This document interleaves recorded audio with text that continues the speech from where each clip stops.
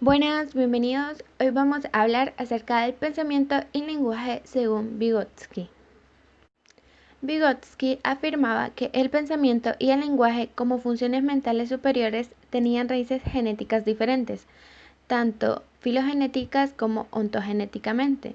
Eso sí, se desarrollan en una continua influencia recíproca. En ese sentido, se diferenciaba claramente de las posturas que estaban defendiendo un continuismo entre el intelecto general y los procesos psicolingüísticos. Él también observó que el lenguaje era la principal vía de transmisión de la cultura y el vehículo principal del pensamiento y la autorregulación voluntaria.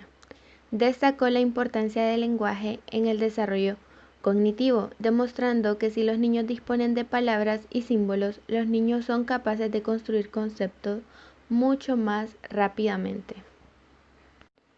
Vygotsky sostiene que el lenguaje y el pensamiento están separados y son distintos hasta los 2 años aproximadamente, tiempo a partir del cual ambos coinciden en un nuevo tiempo de compartimiento.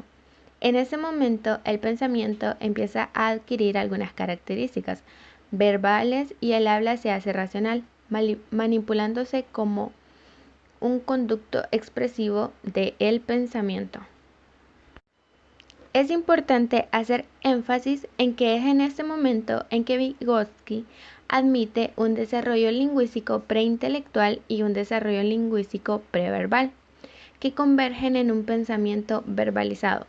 Primero externo, luego egocéntrico y al final algo interiorizado.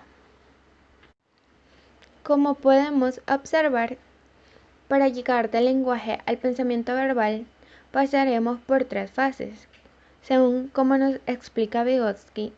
Primero el habla externa, luego el habla egocéntrica y por último el habla interna. Dentro de la primera, el discurso externo es el que nos ayuda a expresarnos y a poder expresar nuestras ideas y socializar con las personas que están a nuestro alrededor. Luego tenemos el discurso egocéntrico, que es como una transición del habla externa hacia el habla interna, es decir, del habla que hacemos para los demás, para luego transformarla en un habla para uno mismo. Por último, el habla interna puede considerarse no como una característica simplemente del habla, sino como una función de esa totalmente independiente.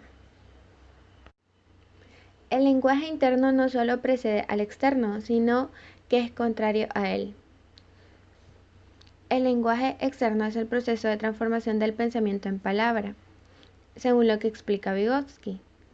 Y el lenguaje interno, por su parte, es un proceso que va de fuera hacia adentro. Es un proceso de evaporación del lenguaje en el pensamiento. La etapa del lenguaje egocéntrico es muy importante, ya que el lenguaje egocéntrico está conectado con el pensamiento del niño. El habla egocéntrica sufrirá un proceso de transformación que originará el habla interior y tiene una función autorreguladora y planificadora de la actividad. Esto es lo que nos dará paso al habla interna, que para Vygotsky es de mucha importancia, ya que gracias a la relación interfuncional entre el pensamiento y el lenguaje, podemos expresarnos con nosotros mismos, nuestros estados más profundos de conciencia, lo que nos permitirá más adelante tener los puntos clave del lenguaje. En conclusión, Vygotsky nos dice que el pensamiento y el lenguaje son solo dos, y esas funciones constituyen las actividades de la conciencia. En mi opinión, me parece muy interesante su estudio y cómo pudo relacionar cada uno de los conceptos que utilizó en base al lenguaje y al pensamiento, además de involucrar el entorno social y una perspectiva hacia un futuro como adultos, conscientes de nuestros pensamientos y cómo los expresamos por medio del lenguaje.